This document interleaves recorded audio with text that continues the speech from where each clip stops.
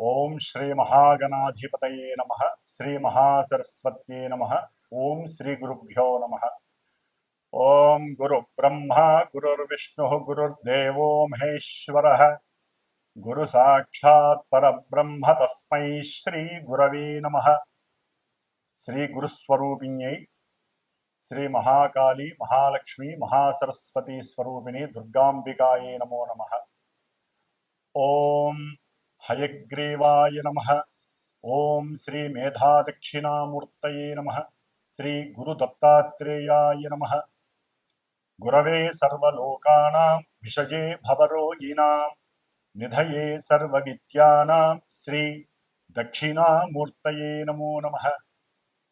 శ్రీ దక్షిణామూర్తి వారికి అట్లాగే గురు సమానులైనటువంటి పీఠాధిపతులకి అందరికీ కూడా పాదాభివందనం చేస్తూ పాదాలకి నమస్కారం చేస్తూ ఈ యొక్క కర్కాటక రాశిలోకి సూర్యుడు ప్రవేశించినటువంటి రోజు నుంచి 6 నెలల కాలము దక్షిణాయన పుణ్యకాలం ఉంటుంది. ఈ దక్షిణాయనంలోనే మనకి చక్కగా మానవుడు మోక్షాన్ని పొందటానికి జ్ఞానాన్ని ఆర్జించటానికి కావలసినటువంటి అమితమైనటువంటి జ్ఞాన సంపద పూజల ద్వారా వ్రతాల ద్వారా హోమాల ద్వారా ఎన్నో రకాలైనటువంటి దైవ పూజల ద్వారా చేసుకునే అదృష్టము కలిగే అవకాశం ఉంటుంది.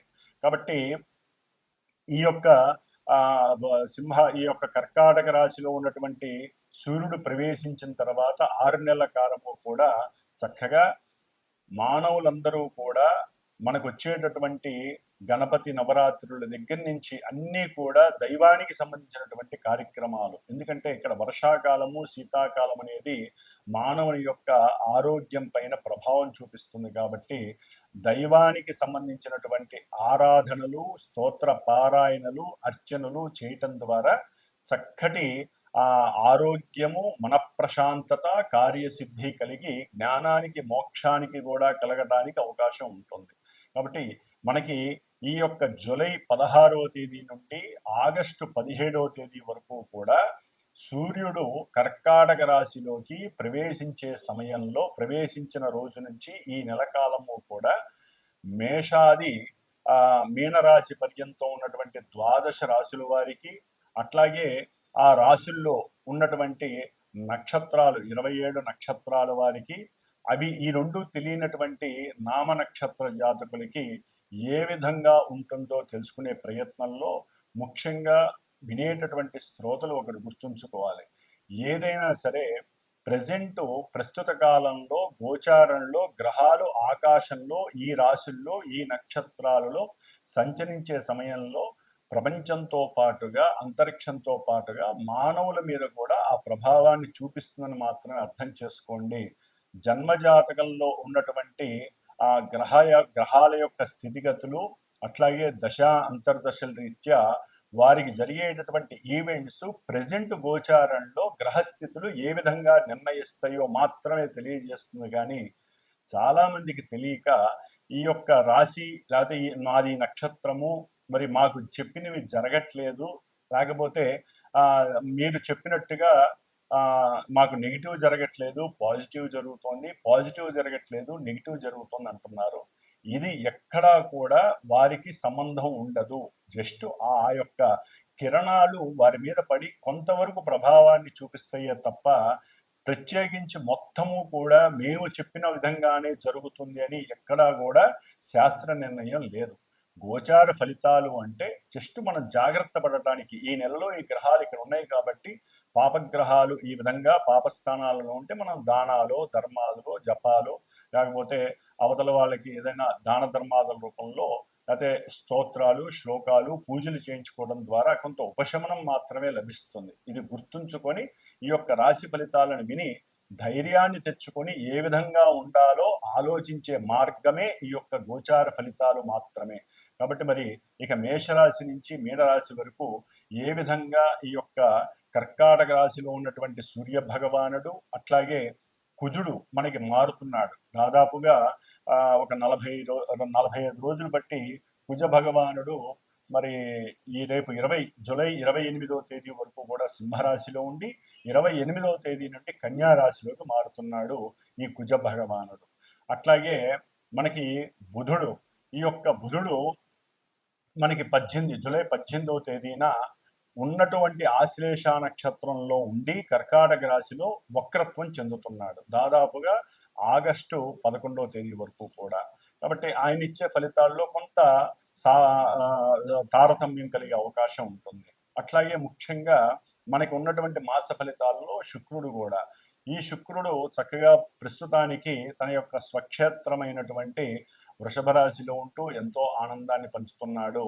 ఈ నెల అంటే జూలై 26వ తేదీ నుండి ఆగస్టు 21వ తేదీ వరకు కూడా మిత్రక్షేత్రమైనటువంటి మిథున రాశిలోకి మారతాడు. కాబట్టి ఈ యొక్క 17వ తేదీ ఆగస్టు వరకు కూడా కొన్ని గ్రహాల యొక్క మార్పుల వలన కూడా ఎన్నో రకాలైనటువంటి సంస్కారాలు జరిగే అవకాశం ఉంటుంది. అవన్నీ కూడా చక్కగా తెలుసుకొని జాగ్రత్తలు వహించుదాం అని చెప్పే ఆలోచనతో మరి ఇప్పుడు మన యొక్క ద్వాదశ రాశుల యొక్క ఫలితాలను ప్రారంభం చేద్దాం. అలాగే జూలై 13వ తేదీ నుండి కూడా నవంబర్ 28వ తేదీ వరకు కూడా శని మహానుభావుడు మీనరాశిలో తన యొక్క సొంత నక్షత్రంలో ఉంటూ ఆయన వక్రత్వాన్ని పొందుతున్నాడు.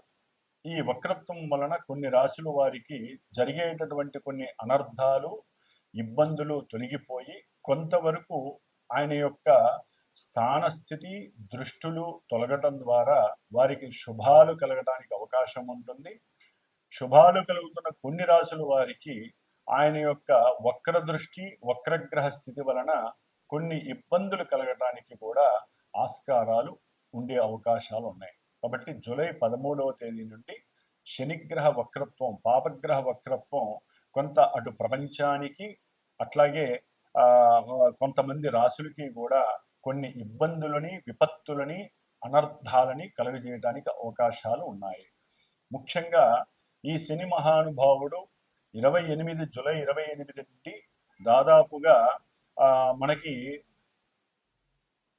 కుజుడు సెప్టెంబర్ 13వ తేదీ వరకు కూడా కన్యా రాశిలో ఉండటం ద్వారా ఈ రెండింటికి కూడా సమసప్తమగ దృష్టి, కుజుడు శని కుజుడిని చూడటం ద్వారా ఎన్నో రకాలైనటువంటి ఉపద్రవాలు కలగడానికి అవకాశాలు ఉన్నాయి. ముఖ్యంగా మనకి దగ్గరలో ఉన్నటువంటి ఆంధ్రప్రదేశ్ లాంటి రాష్ట్రాలలో ఎన్నో ఇబ్బందులు కలగడానికి ఆస్కారాలు ఎక్కువగా ఉన్నాయి. ప్రపంచంలో కూడా కొన్ని బీభత్సాలు, వరదలు, ఉప్పెనలు, అట్లాగే కొన్ని అగ్నిపర్వతాలు బద్దలపడటం, లావా వలన కొంత జన నష్టము, ఇట్లా ఎన్నో రకాలైనటువంటి సమస్యలు అయితే ఉండటానికి అవకాశాలు ఎక్కువగా ఉన్నాయి.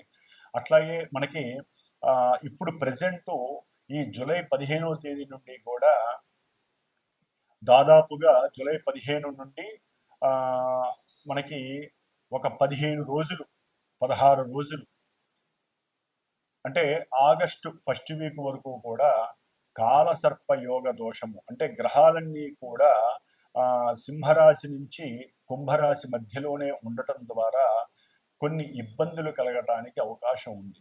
అంటే మీకు సింహరాశి నుంచి దాదాపుగా కుంభరాశి వరకు ఏ గ్రహము కూడా ఆ యొక్క రాశిలో లేకపోవడం వలన కొన్ని రాశుల వారికి ఈ భావాలలో గ్రహాలు ఏది లేకపోవడం వలన ఆ గ్రహాలు ఇచ్చేటటువంటి భావాలు దెబ్బతినే అవకాశం ఉంటుంది. కాబట్టి అందరూ కూడా సుబ్రహ్మణ్యేశ్వర స్వామి వారి యొక్క ఆరాధనని మాత్రం మర్చిపోకుండా చేసుకోవటం ద్వారా కొన్ని ఉపద్రవాలని, ఇబ్బందుల్ని తొలగించుకునే అవకాశం ఉంటుంది. అట్లాగే దాదాపుగా 41 రోజులు మా యొక్క శ్రీమాత జ్యోతిషాలయ పీఠంలో నా ద్వారా నేను చేస్తున్నటువంటి ఈ యొక్క సుబ్రహ్మణ్యేశ్వర స్వామి వారి యొక్క పూజలు, కుజరాహు కేతువుల యొక్క దోష పూజలు దాదాపుగా 30 రోజులు పూర్తయి ఈ యొక్క జూలై 20వ తేదీన హైదరాబాద్లో మా పీఠంలో సుబ్రహ్మణ్య పాశుపత హోమంగా నవగ్రహ హోమము, లక్ష్మీ గణపతి హోమము, అంటే ఈ గ్రహాల యొక్క అనుసంధానంతో ఎవరైతే కొంతమంది యొక్క నక్షత్రాలు, రాశులు, దశాంతర్దశలు జరుగుతున్నాయో వీరికి సంబంధించినటువంటి పూజలు జరుగుతున్నాయి. వారికి హోమం కూడా జూలై 20వ తేదీన నిర్వహించడం జరుగుతుంది ఉదయం పూట. కాబట్టి ఆసక్తి ఉన్నవాళ్ళు, ఇబ్బంది లేకుండా ఉన్నటువంటి వారు చక్కగా నాకు గనక కాల్ చేసినట్లయితే వారికి కూడా వారి యొక్క గోత్రనామాదులు నక్షత్రాలు చెప్పి వారికి ఉన్న ఇబ్బందుల్ని తొలగించటానికి స్వామివారి యొక్క అనుగ్రహం కలిగేలాగా నా వంతు ప్రయత్నం చేయటానికి నేను సిద్ధంగా ఉన్నాను. కాబట్టి ఎవరైనా సరే చేయించుకోలేనటువంటి వారు వారి ఇంట్లో కానీ దేవాలయాల్లో కానీ చక్కగా సుబ్రహ్మణ్యేశ్వర స్వామిని మాత్రం ఈ యొక్క ఆగస్టు 2-3 తారీఖుల వరకు కూడా ఆయన ఆరాధన చేసుకోవడం ఉత్తమం, పరమోత్తమంగా భావించి ఓం దుర్గా గణపతయే నమః, ఓం స్కంద గణపతయే నమః అనేటటువంటి ఆ మంత్రాన్ని గనక జపిస్తూ ఉంటే ఆ రాశులు వారికి ఇబ్బందులు కలగకుండా ఉంటాయి. ఓం ధనస్సు రాశి వారికి జూలై 17వ తేదీ నుండి 16వ తేదీ నుండి ఆగస్టు 17వ తేదీ వరకు కూడా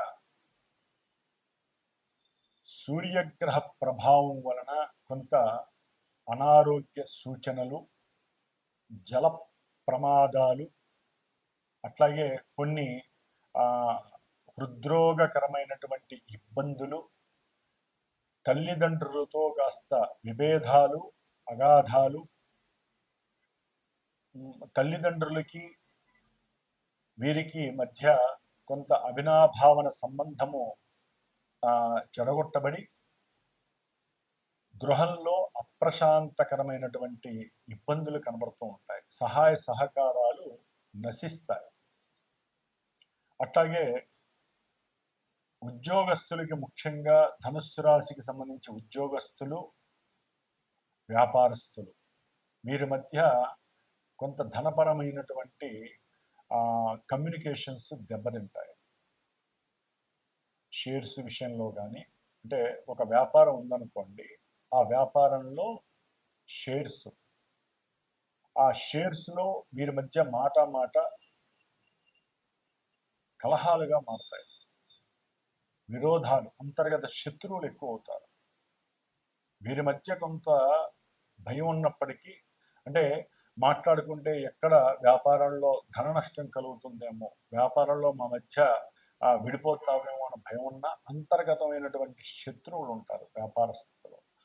వారు వీరి మీద ఎక్కువగా ఫోకస్ చేస్తూ ఉంటారు. ఈ నెల తర్వాత ఎక్కువ అవుతుంది, అది ఇంకా 28 తర్వాత కుజ దృష్టి వలన. కాబట్టి మీ యొక్క ఆలోచనలు కనుక వ్యాపారంలో క్రయ విక్రయాదులు విషయంలో సరిగ్గా గనక ప్రస్ఫుటంగా లేకపోయినట్లయితే అది మీకు ఆలోచన యొక్క స్థితి గండంగా మారి మీ ఆలోచనలే మీ అగ్రెసివ్, మీ యొక్క మాటతనం సరిగ్గా లేకపోవటం వలన మీరు పెట్టుబడి నేను ఎక్కువ పెట్టానని, అవతల వాడు ఎక్కువ పెడితే నీకు లాభం ఎందుకు ఇవ్వాలని చెప్పి ఇట్లా వ్యాపార విషయంలో ఎక్కడో తేడాలు వస్తాయి. అందుకని కొంచెం జాగ్రత్త పడండి, జాగ్రత్తగా మాట్లాడండి. అంతర్గత శత్రువులు ఎవరో గమనించండి ధనుస్సు రాశి వారు, లేకపోతే ఇబ్బందులు పడతారు. అట్లాగే చేసే ప్రయాణాలలో కూడా భయం ఏర్పడుతుంది. ప్రయాణం చేసేటప్పుడు ఇవన్నీ కూడా కొంత ఇబ్బందులు ఎదురే అవకాశం ఉంటుంది ప్రయాణాల విషయంలో. అట్లాగే ముఖ్యంగా వ్యాపారస్తులతో అనుసంధానము గనక సరిగ్గా లేకపోతే, ఎందుకంటే బుధుడు వక్రించి అష్టమ స్థాన ఫలితాల బదులు సప్తమ స్థాన ఫలితాలు ఇవ్వడానికి ఎక్కువ అవకాశాలు ఉంటాయి. కాబట్టి కొన్ని ఇబ్బందులు కలిగే అవకాశం ఉంటుంది. ద్వితీయ కళ్యాణానికి ఆలోచించే వారికి కొంత ఎదురు దెబ్బలు తగిలే అవకాశాలు కూడా ఉంటాయి. చేసుకుంటానని అనుకున్న వాళ్ళు ఎదురు తిరిగే అవకాశము, మోసం చేసే అవకాశము కలగడానికి ఈ యొక్క ధనుస్సు రాశి వారికి అవకాశాలు ఎక్కువగా ఉన్నాయి. ఎందుకంటే శుక్రుడు 26వ తేదీ వరకు కూడా 6వ స్థానంలో ఉండి ధనుస్సు రాశి వారికి భార్యాభర్తలు ఎవరైనా సరే ఒకరి ఆరోగ్యం చెడిపోయి ధనం ఖర్చు పెట్టడం, అంటే మందులకి, హాస్పిటల్స్కి ఇలా ఖర్చు పెట్టడం, వారి మధ్య సరైనటువంటి సయోగ్యత లేకపోవడం, సరైనటువంటి సుఖ సౌఖ్యాదులు లోపించడం, భార్యాభర్తలు ధన విషయంలో శత్రువులుగా మారటం ధనుస్సు రాశి వారికి ఇవన్నీ కూడా జరుగుతున్నాయి.